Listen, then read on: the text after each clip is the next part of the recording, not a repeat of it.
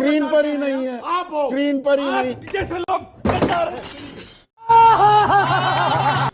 ये क्या है? ये क्या कह रहे हैं? ये क्या कर रहे हैं आप? आपको आलोक किसने शर्मा अधिकार दिया गद्दार कहने का? मुझे ये क्या कंट्रोल कंट्रोल। पूरे देश को इन्होंने जिस तरह से आज भ्रष्टाचार के ज्वालामुखी पे बैठा दिया है, पूरे देश का बैंड बजा दिया है, लेकिन इनसे सवाल मत पूछो। तो विश्वगुरु के वंशज हैं भाई, इनसे किसी से सवाल मत पूछो। दुर्भाग्य यह है कि बांग्लादेशी इनको लज्जा नहीं आती। 8 साल से आपकी सरकार है, बांग्लादेशियों के वोट बने हुए हैं। डूब के मर जाना चाहिए बीजेपी वालों को। लेकिन दुर्भाग्य यह है कि एंटायर पॉलिटिकल साइंस के अनपढ़ लोग बैठे हुए हैं। ये लोग अभी बदत है भाई, अभी बदत है। आप ब्राह्मण महिला का अपमान करके भाषा मत करिए। आप जाहिल हैं। मैं फिर कहूंगा कि बीजेपी के मैक्सिमम लोग कीचड़ हैं, जाहिल हैं, अनपढ़ हैं। नहीं और जाहिल हैं। आलोक जी नहीं, बिल्कुल आपसे बड़ा जाहिल कोई नहीं है। एब्सेंट आप पानी की बोतलें फेंकते हो, आपसे जाहिल कौन होगा? वापस आता हूं। अरे भाई, मैं पानी का गिलास मारता हूं, मैं फेंकता नहीं हूं पानी, ध्यान रखना। और मैं क्यों मारता हूं? जब मुझे कोई जाहिल ही कहते हैं। हेलो दोस्तों, स्वागत है आपका आपके अपने YouTube channel the debate centre में। दोस्तों, आज की इस डिबेट में हम लोग देखने वाले हैं बीजेपी के प्रवक्ता सलम त्रिपाठी और दूसरी तरफ हम लोग देखने वाले हैं कांग्रेस के प्रवक्ता आलोक शर्मा को। दोस्तों, आज की इस डिबेट में आलोक शर्मा कुछ देर तक तो अपनी गंदी जुबान को शांत रखते हैं, लेकिन जैसे ही वो सवालों से घिरने लगते हैं, वो बीजेपी के प्रवक्ता के लिए अपशब्द और गालियों का प्रयोग करने लगते हैं। लेकिन दोस्तों, शायद आलोक शर्मा आज ये बात भूल गए थे कि उनके सामने एक प्रवक्ता ही नहीं बल्कि एक विधायक बैठा हुआ है। और दोस्तों, आज की इस डेट में जो सलम त्रिपाठी ने आलोक शर्मा को बेइज्जत किया है और धोया है, वो सचमुच देखने लायक है। दोस्तों, वीडियो बहुत ही मजेदार होने वाली है। आपसे अनुरोध है, आप लोग वीडियो को शुरू से लेकर अंत तक जरूर देखिएगा। तो बिना किसी देरी के चलिए मेन वीडियो को स्टार्ट करते हैं। चलिए शुरू करते हैं जी। एक साथ राजस्थान में, जयपुर में और या लखनऊ में क्या प्लान है आपकी पार्टी का? क्यों घेर रहे हैं विधानसभा 2 राज्यों में? देखिए, मुझे लगता है कि संसद का सत्र समाप्त हुआ था और प्लानिंग सबकी पहले से ही थी कि संसद का सत्र, क्योंकि तमाम लीडर्स यहां पर बिजी थे, सत्र के बाद इस तरह के एक्शन हो, और वो सभी पार्टियां करती हैं। और बीजेपी जिसके उल्टे दिन चालू हो गए हैं, तो स्वाभाविक है कि अब प्रदर्शन भी होंगे, धरने भी होंगे, इनको जवाब भी देने होंगे। पूरे देश को इन्होंने जिस तरह से आज भ्रष्टाचार के ज्वालामुखी पे बैठा दिया है, पूरे देश का बैंड बजा दिया है, तो धरने प्रदर्शन तो होंगे ही। अच्छा, अब राजस्थान के युवा नौकरी मांगेंगे, राजस्थान के लोग कहेंगे 500 रुपए का सिलेंडर दे के मोदी जी झूठ बोल के चले गए।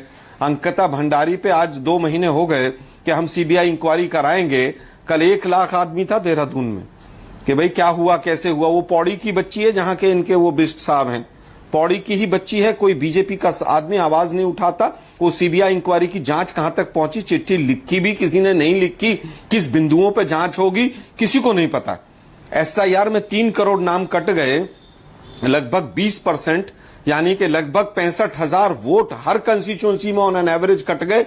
लेकिन इनसे सवाल मत पूछो, तो विश्वगुरु के वंशज हैं भाई, इनसे किसी से सवाल मत पूछो। बोलने दे, तकलीफ हुआ है बेचारे को, बोल। दुर्भाग्य यह है कि बांग्लादेशी इनको लज्जा नहीं आती। 8 साल से आपकी सरकार है, बांग्लादेशियों के वोट बने हुए हैं। डूब के मर जाना चाहिए बीजेपी वालों को। केंद्र में भी यहां सवाल डबल, ट्रिपल, 4 इंजन, सारे इंजन आप लोगों के हैं, और उसके बाद बांग्लादेशियों के वोट बने हुए हैं। बिहार में कितने बांग्लादेशी मिले, वो आपका पिट्ठू इलेक्शन कमीशन बताता क्यों नहीं? आप बताएंगे नहीं। सीएम साहब की और वो एलओपी साहब की तो आपस की दोस्ती है। अरे क्या ये दोस्ती की बात हो रही थी? वहां पर एक मुख्यमंत्री एलओपी को संबोधित करता है, लेकिन दुर्भाग्य यह है कि एंटायर पॉलिटिकल साइंस के अनपढ़ लोग बैठे हुए हैं। ये लोग, रुको जरा, आप एक ब्राह्मण महिला का अपमान करते हैं उत्तर प्रदेश की, वहां पर विधानसभा के अंदर, और ब्राह्मण भी कान खोल के सुने। कभी यूजीसी आ रहा है, कभी कुछ आ रहा है, कभी कुछ आ रहा है।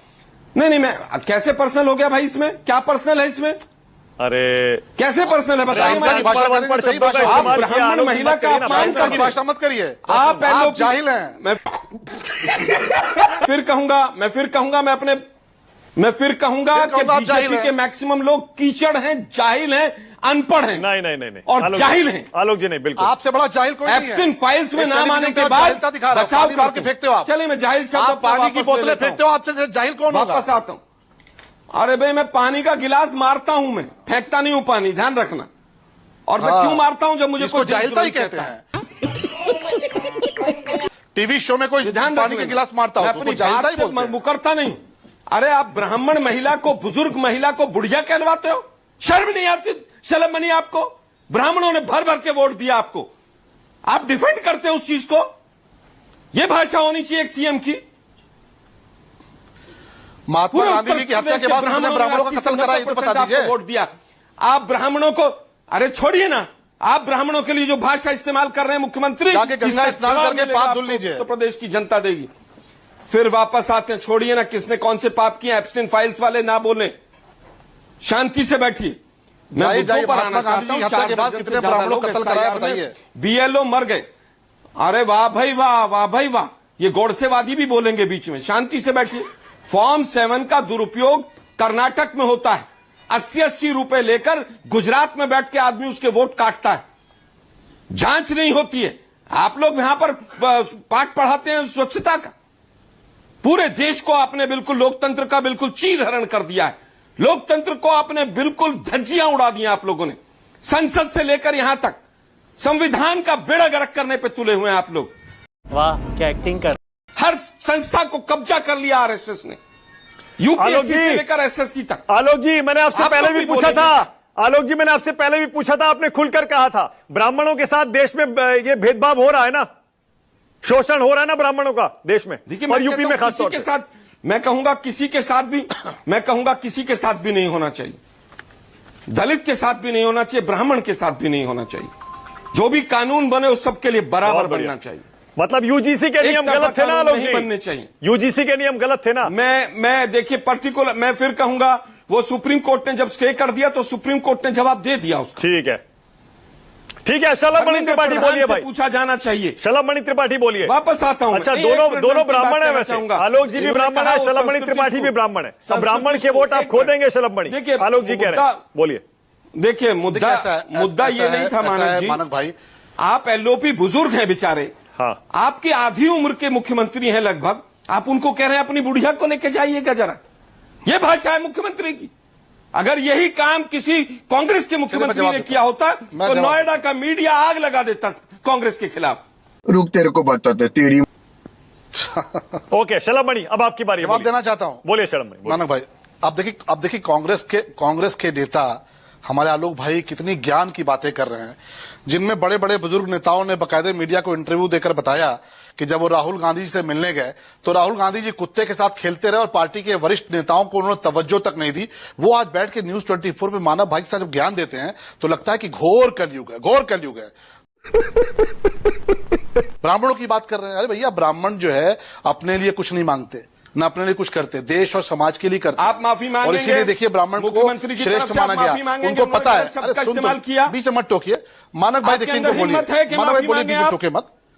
अरे मानक भाई ऐसे बात करें तो कैसे बात हो पाएगी? इनको रोकिए बीच में। आलोक जी, आपने माफी मांगने को कहा है, शलभ मणि त्रिपाठी ने सुन लिया, अब उनका जवाब सुन लीजिए। आलोक जी एक सेकंड, आपने उनको चैलेंज किया कि माफी मांगे, शलभ मणि ने सुन लिया, वो जवाब आप देखिए, शलभ मणि आप देखिए। बोलिए शलभ मणि। महात्मा गांधी जी की हत्या हुई, उसके बाद कांग्रेस के नेतृत्व में जिस प्रकार से ब्राह्मणों की हत्या हुई वो कौन भूल सकता है। और दूर मत जाइए, मोहन शर्मा जी इंस्पेक्टर थे, ब्राह्मण समाज से आते थे। जब इन दिल्ली के भीतर बाटला एनकाउंटर हुआ, मोहन शर्मा जी का बेटा डेंगू से जिंदगी और मौत से जूझ रहा था, अपने बेटे को आईसीयू में छोड़कर वो आतंकवादियों से लड़ रहे थे और शहीद हो गए। और सोनिया गांधी किसके लिए रोई? मोहन शर्मा जी के लिए नहीं रोई, उन बाटला में मारे गए देश के विरोधी आतंकवादियों के लिए रोई। ये कांग्रेस पार्टी का चरित्र है। ब्राह्मणों का आपसे ज्यादा नुकसान किसने किया?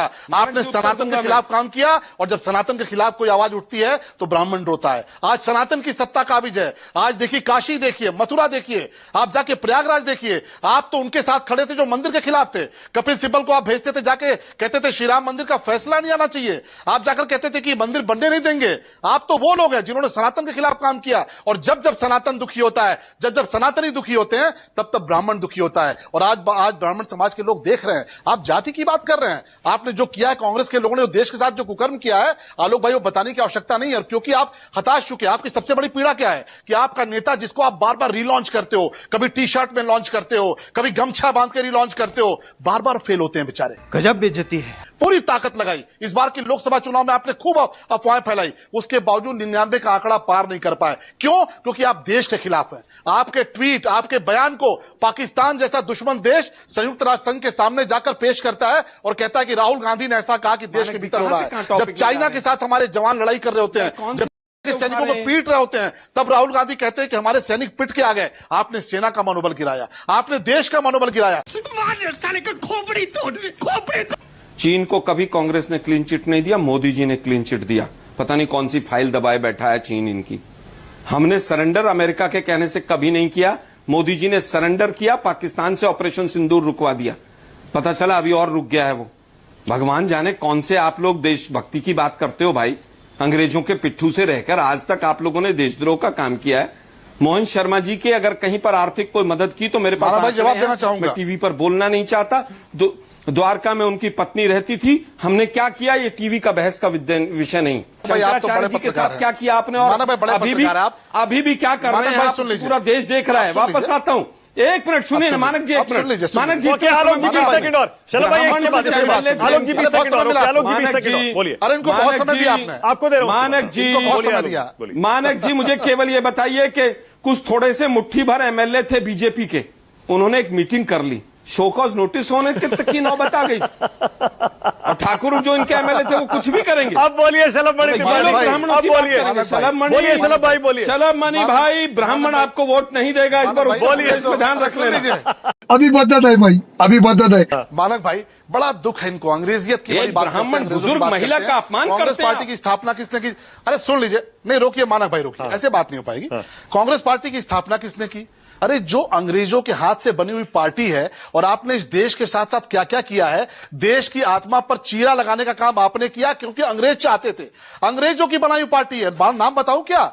ए ह्यूम का नाम आपने भी पढ़ा होगा, हमारे मानक भाई ने पढ़ा होगा। जिस पार्टी को अंग्रेजों ने खड़ा किया, अपने लालच में खड़ा किया, अपनी दलाली के लिए खड़ा किया, आज वो पार्टी बैठ जब राष्ट्रीयता की बात करती है तो सबको बड़ी हंसी आती है। आपने देश बांट दिया, आपने लाखों लोगों की हत्याएं कराई, हिंदू मारे गए इस देश के, क्योंकि आपको पाकिस्तान सौंपना था। आपने जो जो कुकर्म इस देश के साथ किए हैं वो ये देश खूब ठीक से जानता है। आपने जाति के नाम पर, धर्म के नाम पर जो दंगे कराए, चाहे वो भागलपुर का दंगा हो और 1984 का दंगा।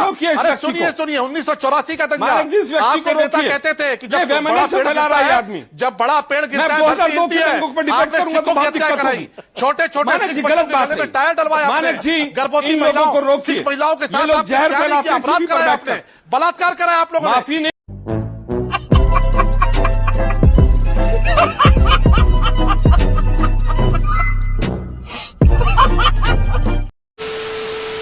तो दोस्तों वीडियो में बस इतना ही था। आज की इस डिबेट में आप लोगों ने देखा किस तरह आलोक शर्मा जब एसआईआर के मुद्दे पर घिर जाते हैं और शलभ मणि त्रिपाठी के बातों का जवाब नहीं दे पाते हैं, तो वो उनके लिए गाली गलौज और अपशब्दों का प्रयोग करने लग जाते हैं।